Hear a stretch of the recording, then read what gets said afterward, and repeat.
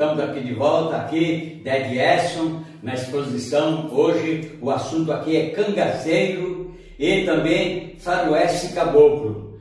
Então, a maioria das coisas que vamos falar é do lampião cangaceiro e o cenário mostra tudo mais ou menos do que acontece. Vamos começar pelo finalzinho, quando as cabeças dos cangaceiros foram decepadas. E tudo isso está mostrando aqui nos cenários, né? Mostra os cangaceiros, as suas roupas, as armas, chapéus, calçado, enfim, tudo que é dessa época aqui. Então vamos começar com a parte do sepultamento.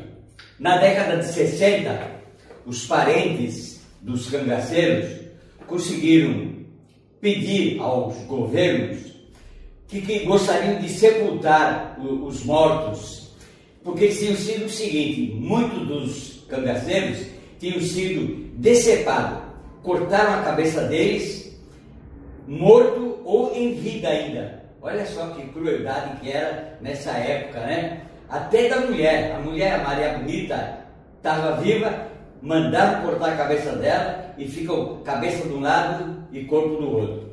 E para mostrar que não é um bom caminho esse negócio de cangaceiro, bandido, assassino, criminoso, eles querem falar muito sobre o bem contra o mal. E com isso que eles decidiram nessa época fazer foi isso: cortar a cabeça deles, expor a cabeça deles num local lá, e muitas cabeças, para mostrar que não é uma boa ser cangaceiro. Então isso aí, não esquecer, isso aí é tudo década de 1900, na década de 60. Essa parte então do sepultamento.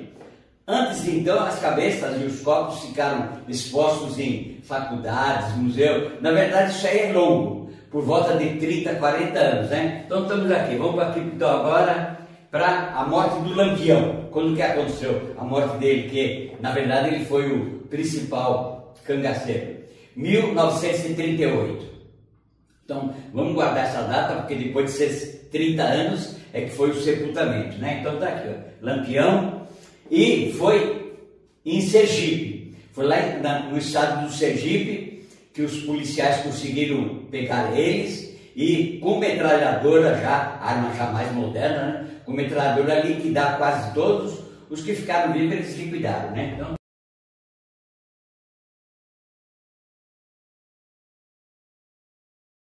do nascimento do Lampião. Ele nasceu então no começo de 1900, logo após 1900, no estado de Pernambuco, em Serra Talhada. Esse aí já a gente tem com certeza, né? Bom, ele então, querendo vingar, que o pai dele era muito perseguido por um pessoal, acabou embrenhando nesse meio do cangaço. Então no começo ele trabalhava para outros cangaceiros que viviam desse negócio todo, que é roubo, assassinato, tudo coisa meio triste. Então ele começou trabalhando para os outros, né? Até com o tempo ele acabou crescendo em importância, e ele mesmo foi tendo o bando dele. Então com o bando dele ele fez muita atrocidade, e quando chegou em 1926, o governo combatia um político que o nome era Luiz Carlos Prestes, que era da Coluna Prestes, e ele então, ele andava pelo Brasil todo, porque ele queria ser o presidente do Brasil e tomar conta desse Brasil todo. Mas a maioria não foram de acordo, então perseguiam ele. Então o que aconteceu? O cangaceiro que era o Lampião, que era um cangaceiro do crime, foi contratado para ser capitão do exército brasileiro para lutar contra ele. E ele conseguiu isso aí, a tal ponto que ele lutou, e ele sempre dava entrevistas para jornal e rádio, o Lampião, e ele falava mais ou menos isso, que os policiais não estavam combatendo direito o crime, porque eles não entendiam do crime, eles entendiam do lado da justiça. Então ele tinha estratégias para eles fazerem tudo isso aí, sair fora e viver disso aí. Agora, uma coisa que é bom lembrar também dessa época é que o Brasil tinha poucas estradas. Então, eram fáceis deles se esconderem. Então, durante muitos anos, o crime imperou, eles conseguiram muita coisa mesmo, até chegar uma época que começaram a melhorar as estradas, a comunicação, os veículos, aí já ficava um pouco mais fácil para a polícia, que eles chamavam eles de macaco, e o nome deles era volante, né?